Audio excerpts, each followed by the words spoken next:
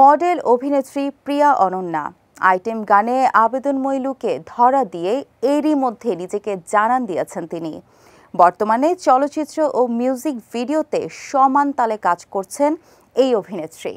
এবার অনন্যাকে দেখা গেছে ডার্ক ওয়ার্ল্ড সিনেমায়। মোস্তাফিজুর রহমান মানিক পরিচালিত সিনেমাটিতে আইটেম গার্ল হিসেবে পর্দায় হাজির হলেন এই নায়িকা। এরই মধ্যে আইটেম গার্ল হিসেবে তিনি ঢালিউডে মুগ্ধতা ছড়িয়েছেন, যার ফলে বর্তমানে দেশীয় চলচ্চিত্রের আইটেম গান মানেই প্রিয়া অনন্যা।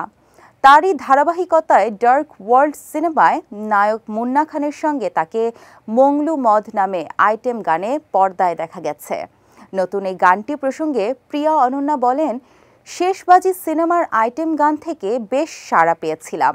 এরপর থেকে কাজের সংখ্যা আরও বেড়েছে। নিজেকে ভেঙে নতুনভাবে পারফর্ম করেছি।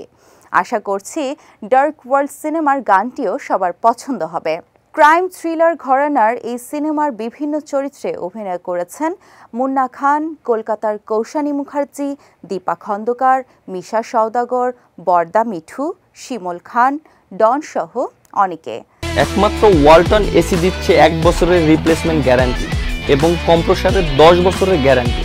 ছবিটির কাহিনী ও সংলাপ লিখেছেন দেলোয়ার হোসেন দিল, চিত্রনাট্য ও পরিচালনা করেছেন মোস্তাফিজুর রহমান মানিক। অভিনয়ের পাশাপাশি সিনেমাটি প্রযোজনাও করেছেন মুন্না খান। ঈদুল আজহায় প্রেক্ষাগৃহে মুক্তি পাচ্ছে সিনেমাটি।